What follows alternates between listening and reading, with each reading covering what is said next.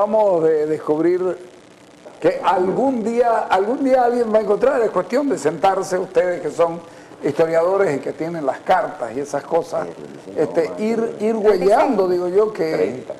¿Ah? ¿Sí? Bueno. ¿El 36? No, vamos a... Ah, bueno. Tengo su cráneo. Las misiones estábamos, Paula. Bueno, en realidad usted decía, ¿cuánto tiempo permanecieron ocultas? Nunca estuvieron No ocultas. Perdidas de acá, digamos, que de acá no se entere. Yo creo que siempre hubo una referencia, ¿no? Justamente... probablemente eran tan comunes para los que allá vivían que no las ponían en valor. Sí, eran tan comunes que no las ponían en valor.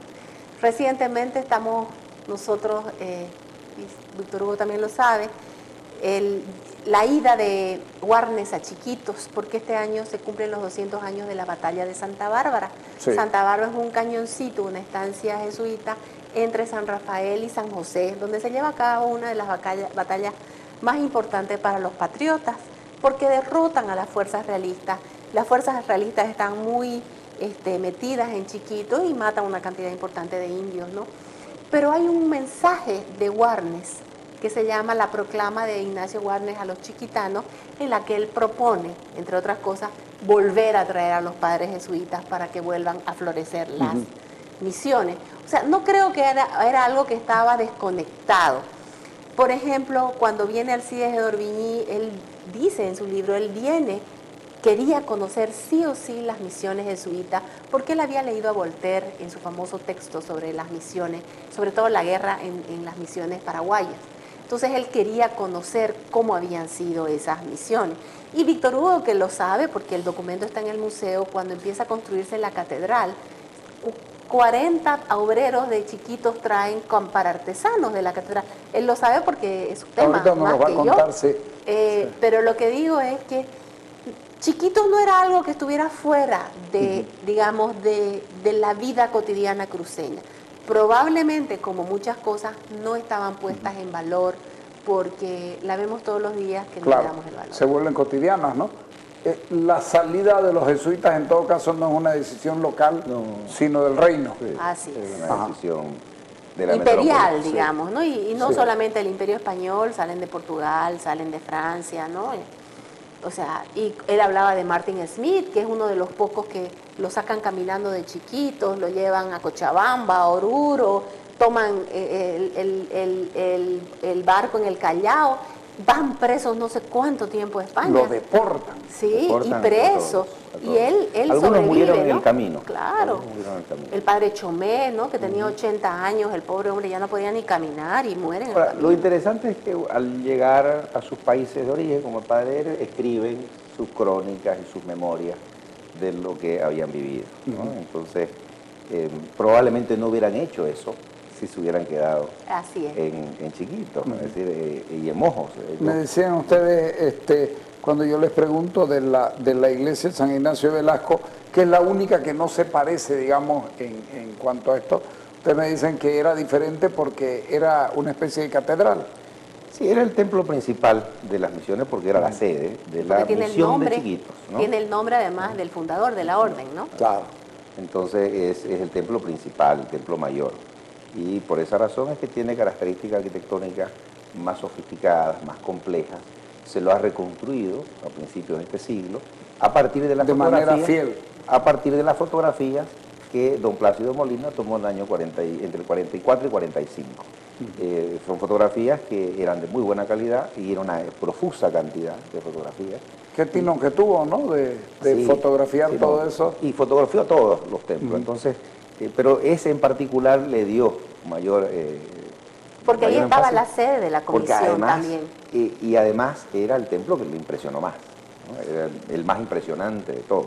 Es bueno destacar que don Plácido Molina Barberí, él era secretario del doctor Humberto Vázquez Machicado en la comisión delimitadora entre Bolivia y Brasil, ¿no? En los años 40, después de la firma del tratado definitivo. Entonces, él va a visitar toda esta zona. Y la sede de la comisión era San Ignacio de Velasco, porque sigue siendo la frontera, ¿no? Podrá estar a 600 kilómetros de la frontera, pero sigue siendo la frontera entre Bolivia y Brasil por esa zona, ¿no? Entonces, él toma un importante número de fotografías. Sin esas fotografías, capaz no hubiera sido posible todo el trabajo de la declaratoria que hicieron don Alcides Pareja, ¿no? Además, sus fotografías contribuyeron a que, una vez que él las puede mostrar, contribuyeron a que en el mundo comience, en el mundo académico de la arquitectura, especialmente argentinos, historiadores argentinos que eran los más importantes en los años 50, 60, conozcan las fotos y comiencen a destacar la calidad arquitectónica de esos templos. Y gracias a esa fotografía es que los otros templos no fueron destruidos. Y por lo tanto, el rol de don Plácido en la preservación de nuestro patrimonio en Chiquitos es muy importante, es muy ¿Están construidos de qué esos templos? Principalmente de soto, Hichituriki, también hay Cajibo, y es construcción con adobe y con la teja cocida, porque la técnica de la teja se usa primero en Chiquitos antes que en Santa Cruz.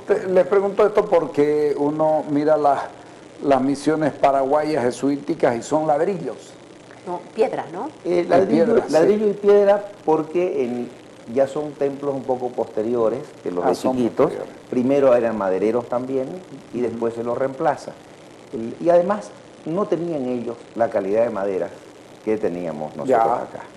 En Mojo, por ejemplo, los dibujos de Melchor María Mercado y lo que ha quedado de los templos nos permite reconocer también troncos más pequeños, más delgados, y por lo tanto se deterioraron más rápido que los de Chiquitos. En Chiquitos teníamos, como dije hace un momento, o sea, teníamos la suerte de tener las mejores maderas del mundo prácticamente, y esa calidad además imperecedera, ¿no? Eso, y la habilidad técnica de Martin Schmidt aseguró que duren bastante tiempo. La reconstrucción de los templos allá ha seguido la misma técnica del trabajo inicial. Bueno, en los casos que ha habido reconstrucción, pero también ha habido restauración. Y la restauración. Y la reconstrucción no ha sido absoluta, ha sido bastante significativa. Sí, es más correcto decir restauración. En el caso de Concepción y San Rafael son las más reconstruidas, pero tampoco fue total. No, está bien decir... y la restauración de los demás se intentó usar la misma técnica. Roth la fue recuperando la técnica, y yo pudiera decir de que luego unos primeros errores iniciales en el proceso, porque tampoco... no estaba él preparado en su momento, especialmente en el caso de San Rafael, que fue el primero, le valió muchas críticas. Hubo un enfrentamiento con José de Mesa, con Virgilio Suárez aquí, unos enfrentamientos fuertes que inclusive ocurrieron en el mismo pueblo, en el año 74, 75. ¿Ah, sí? Con el caso con Virgilio y con Aquino Ibáñez, que eran estudiantes de arquitectura entonces, y que estaban haciendo un relegamiento porque ellos estudiaban en Córdoba y estaban midiendo todos los templos con un apoyo del Comité de Obras Públicas entonces. Entonces se encuentran con Roth allá y ellos le dicen de que el proceso de reconstrucción no era necesario, que podía haber sido una restauración. Hay un primer enfrentamiento, pero Roth lo toma, en principio hubo un choque fuerte, pero con el tiempo Roth se fue preocupando porque en lo sucesivo se haga un trabajo más de restauración cuando era posible, ¿no? Y eso se hizo en San Miguel, en los demás templos, ¿no? O sea, lo interesante también es que ya hay una toma de conciencia de la juventud cruceña. Lo que plantea Víctor Hugo se publicó en el año 1975 en un cuaderno universitario, ¿no? Está todo ese documentado. Sí. Don Eduardo Cortés León, en sus revistas Isunú, él ya estaba en eso. Entonces, yo creo que si no hubieran ido estas personas, Roth lo hubiera hecho nomás, ¿no? Hubo también el ojo del cruceño para una restauración, como restauración y no una simple reconstrucción. Y vale la pena destacar de que Roth tuvo el cuidado, una vez que hubo este choque, de invitar a gente experta en restauración que viene posteriormente. De manera que en el caso, por ejemplo, de Concepción, aunque el templo estaba muy, muy deteriorado, el proceso de reconstrucción es solo parcial, ¿no? Y en los demás ya no hubo necesidad. Particularmente en San Miguel, que es el primer trabajo de restauración. Que es muy hermoso, ¿no? Bueno, y Santa Ana ya que... Bueno, Santa Ana ya es un poco al final, ¿no? Muy posterior. Ya. Pero en realidad San Ignacio es un templo majestuoso. Y El templo de San Ignacio lo construye un antiguo trabajador de ron, que aprendió con ron. Él es el maestro de obra. Claro. Solo que no usa los materiales que usaron los jesuitas, sino materiales actuales, pero por fuera es exacto. La construcción de la Catedral de Santa Cruz comienza a los cuántos años de estar establecida la ciudad, porque habían un montón de capillas y de iglesias, San Tampoco Roque, tan la montón, Merced. no, ¿Ah? Carlito, tampoco tan montón. Bueno, pero estaba Tampoco- San Roque. no, San Roque de Para 20.000 personas que A ver. habían, estaba San Roque, estaba la Merced, estaba Perdóneme, San Roque no estaba. la estaba. iglesia de la No. capilla. San Andrés tampoco. Cuando No, San Andrés no. se fundó, cuando Santa Cruz de la Sierra se fundó en Chiquitos, acá se fundó San Lorenzo, se trasladó. Exactamente, San ya. Lorenzo estaba en el Guapay, se va a Cotoca y se traslada definitivamente aquí. Aquí. Donde estamos actualmente. Ahí uno puede leerlo claramente, dice, se dotará de un solar, ¿no?, para la iglesia matriz, un solar doble para la iglesia matriz, ya se dotó de un solar para la iglesia de los mercedarios y un solar para la iglesia del colegio, que es donde está actualmente donde está la universidad. la Universidad Gabriel René Moreno. O sea, eran Entonces, no. San Andrés, San Roque, Don Bosco son templos republicanos. San Francisco también. Y San Francisco. Ya. Y también la capilla, lo que había en la capilla era una pequeña ermita. Sí, señor. Pero, digamos, mientras fue colonia, hasta 1825, en la ciudad de Santa Cruz de la Sierra, Cuatro. estaba la catedral, la iglesia matriz en realidad, el convento de los mercedarios, la iglesia del colegio, porque así se llamaba, y la ermita de la misericordia. Después usted tenía en Porongo y en todos los otros pueblos Claro. misionales habían sus respectivas iglesias que podían ser mucho más lindas incluso que la iglesia catedral. Y en realidad tuvimos nosotros, hasta antes de iniciar esta catedral, tuvimos 4 catedrales de madera, Como parecidas San a la de Roque. Chiquito. Ya, ¿No? como San Roque. Tuvimos Como la 4. San Roque actual. Bueno, Fueron capaz más reemplazándose y cada vez haciéndose más grandes y de mejor calidad. La última, la que construyó el padre Ramón Herboso y Figueroa. Esta que está ahora. pequeña. El obispo, No, en no, realidad. en realidad, la última maderera, el obispo, Ah, ya, Ramón la Herboso y maderera Figueroa, Santa Cruz. todavía. él, que es el encargado de expulsar a los jesuitas. Se viene a vivir acá, que es el primer obispo que definitivamente se queda para siempre en Santa Cruz, y a partir de entonces vuelve Santa Cruz. En realidad Santa Cruz se consolida como sede de la diócesis, sede oficial Del efectiva obispado. del obispado. Del mismo nombre. Entonces, él viene y expulsa a los jesuitas, que tiene que ir a Mojo, tiene que ir a Chiquito, porque estaban dentro de su jurisdicción. Él trae gente de Mojo y de Chiquito, no queda claro. Los que cuántos. habían hecho lo anterior. Y entonces levanta un nuevo templo, el más grande y el mejor que se había hecho hasta entonces, con las mismas técnicas jesuíticas. Probablemente no las mismas maderas porque no tenemos Aquí no las hay lo mismas mismo que especies acá. que tenemos allá, pero también había buena madera. Entonces esa es la cuarta y última catedral maderera, que ya estaba muy deteriorada, muy deteriorada. Y Edma ya la menciona ya la como menciona pobre, que es muy pobre, demasiado pobre. Entonces, ¿cómo se construye la catedral? Porque se produce un fenómeno muy interesante, ya en 1826 ya estaba muy deteriorada, 28, y ya se comienza a hablarse de construir una nueva. Santa Cruz quería hacer una nueva catedral. Y en 1836-37 lo nombran obispo de La Paz, a un cruceño, a Francisco León de Aguirre y Velasco. Y él, es el momento en que está como presidente Andrés de Santa Cruz. Muy probablemente, no nos queda muy claro, pero parece que fue importante en cuanto a motivarlo a Andrés de Santa Cruz a que en junio del 38 le da la orden al entonces prefecto de Santa Cruz, que era José Miguel de Velasco, para que comience a demoler la catedral antigua y haga los preparativos para construir una nueva. Lo que Inclusive debe haber sido, le ¿no? instruye una serie de aspectos administrativos para captación de recursos, porque no quería que el Estado ponga la mayor parte de esos recursos, tenía que ser con impuestos locales, y empieza a trabajar José Miguel de Velasco. todavía seguía de obispo de La Paz, León Su de primo, Aguirre, además, su ¿no? primo del prefecto. Y estaba aquí de obispo Fernández de Córdoba y Melo, que curiosamente se va a ir como obispo de La Paz el 40, 2 años después, cuando ya la catedral estaba en construcción, y lo reemplaza León de Aguirre y Velasco. Es decir, prácticamente podemos decir de que León de Aguirre y Velasco, como estaba en La Paz, al lado la idea, lo arma todo, pero además ocurre un fenómeno.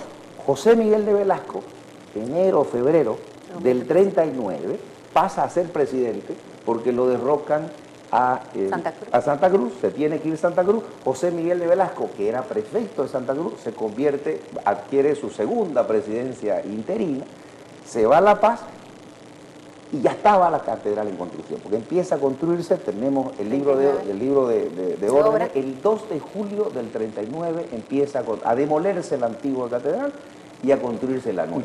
Ahora, a mí me gustaría acotar algo, Víctor Hugo. En realidad, Velasco era prefecto de Santa Cruz y vicepresidente, Sí. ¿no? Él tenía ese doble cargo. Entonces, se conjugan estas relaciones muy estrechas, familiares, y son las que permiten que Santa Cruz pueda tener en ese momento, además, al principal arquitecto que había en Bolivia, que lo había traído el 34, Andrés de Santa Cruz, para que haga una serie de obras en La Paz, incluyendo la terminación y ampliación de la Catedral de La Paz. Felipe Bertrés, un francés, que lo trae desde Argentina, que viene huyendo de Rosas, lo hace traer, construye una serie de obras en toda la zona andina. Era el arquitecto más importante, es más, es tan importante que en esos años crea la Escuela de Arquitectura Civil Militar. O sea, es un personaje, José Miguel, Felipe Bertrés. Y además se hace amigo, aparentemente, de José Miguel de Velasco, quien después de salir de Santa Cruz sigue trabajando con José Miguel de Velasco. Y entonces José Miguel de Velasco le da el impulso a la catedral. ¿Es el primer arquitecto que llega a Santa Cruz? Es el primer arquitecto formado académicamente, que tengamos noticias. Y además hace un diseño de muy buena calidad, que felizmente nos ha llegado, por lo menos la fachada hasta ahora, y él viene a Santa Cruz. Aquí no se trabajaba ladrillo de construcción, el ladrillo que había era un ladrillo a medio coser, porque los hornos que existían entonces no eran de buena calidad, sí se cosía teja, pero él viene, busca yacimientos de cal, los encuentra, de cal, enseña a la gente a trabajar la cal, le enseña a la gente a desarrollar hornos de mejor calidad. ¿Dónde la escalera? Acá por la zona del Palmar, hacia atrás. Allá por el Palmar. Espejo, ¿no? Porque en Espejo hay otras escaleras, ¿no? Claro, eso ya más lejos, ¿no? Ajá, Posterior. Entonces, él se encarga durante 4 años de preparar a Santa Cruz para... La mano de obra. Con 4 años. Capacita a la gente, está aquí. Qué bárbaro. Y manda informes periódicos. De vez en cuando va a La Paz a seguir fiscalizando la construcción de la Catedral de La Paz, que tampoco la puede terminar. Y el 44 se tiene que ir. En realidad, a fin del 43 ya se va de aquí, el 44 se va del país. Después va a volver de nuevo, pero ya no va a volver a Santa Cruz. Se va a dedicar a otras cosas en La Paz. Pero él diseña. Él diseña, antes de irse, diseña entre el 38 y el 39, se viene a principio del 39 a iniciar las obras. Y enseña a la gente, sobre todo. Prepara a la gente. Y deja la catedral a 5 metros. O sea, se trabajó los cimientos. Todo punto, los cimientos y los primeros 5 metros. Nosotros hemos encontrado una foto que se la he mostrado a Paula en el Archivo de La Paz, curiosamente, de 1862, que es una fotografía donde está la catedral sin torres y solo a 5 metros. Y se va, y bueno, empieza Santa Cruz a querer terminar este monstruo, porque era una catedral muy grande. Vamos primero en todo el trabajo, de dónde sacan la plata, cómo comienzan. ¿La plata llega del gobierno, no llega del gobierno? Muy poco del gobierno. ¿Quién la hizo? Porque sabemos, por ejemplo, que los talabarteros hicieron con sus impuestos y los mañazos hicieron la construcción de lo que es la prefectura, digamos, la vieja prefectura. Esta de aquí, ¿de dónde sacan la plata para hacer? Había que mantener por 4 años a la gente que se le enseñaba. Bueno, había un presupuesto del gobierno central, Y en algunos gobiernos, Gregorio Pacheco también aportó un poco, siempre hubo un aporte gubernamental, pero muy pequeño. Ya. No es lo sustancial, Claro, ¿no? nuestra catedral en un 95% se hizo con dinero de los cruceños y la parte final, la que permite su conclusión, un buen porcentaje de esa parte final viene del norte amazónico de los gomeros, que en proporción debe ser la tercera La Casa parte. Suárez, digamos.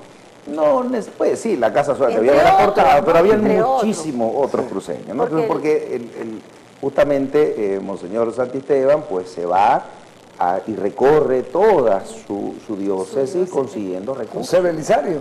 Claro. José Belisario. Lo que pasa es que la diócesis de Santa Cruz, es bueno aclarar, incluía era lo que hoy es Santa Cruz, Beni, Pando, parte de Cochabamba todavía, y más, Cochabamba era parte de la diócesis de Santa Cruz. hasta que se crea ¿Ya? su propio obispado. El obispado de Cochabamba se crea recién en los años 40. 43, ¿no? 1843. 1843. Entonces, bueno, en ese momento, cuando José Belisario va, ya Cochabamba se había separado, podemos decir, pero el obispado de Santa Cruz era gigante.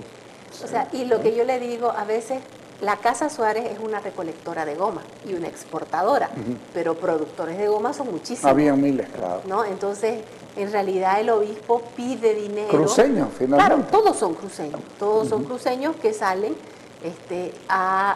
primero a la quina, a la ganadería, a la goma, pero toda esta gente da pues su aporte a la iglesia, ¿no? Y Y los artesanos locales también traen artesanos de chiquitos, impuesto al ¿no? azúcar, impuesto al cuero, todo eso A la sostiene, producción ¿no? de alcohol, o A sea, la producción de alcohol es importante y eso también aporta a la catedral. Y además el trabajo de la gente. La gente aportó gratuitamente los voluntario. domingos. A trabajo Los voluntario. domingos se hacían ceremonias religiosas para traer materiales desde el río, Y la para gente lo trasladar traía. los materiales. O sea, durante años, los cruceños hemos estado 76 años tratando de terminar esa catedral. Sí, Sí.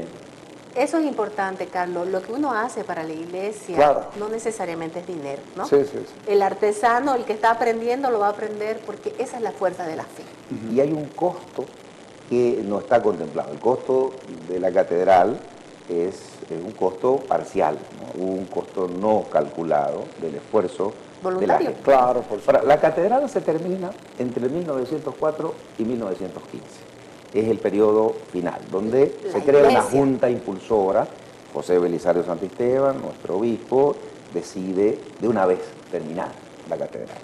Y se forma una junta impulsora y contrata a otro francés, Léon Mousnier. Ya, pero la lógica del hacerla tan grande, porque es la segunda iglesia del país, ¿dónde misma- está? ¿A quién se le ocurre? ¿Por qué? Es que no debemos olvidar, Carlos, que era el obispado más grande de Bolivia. Ya. Cuando en Ok.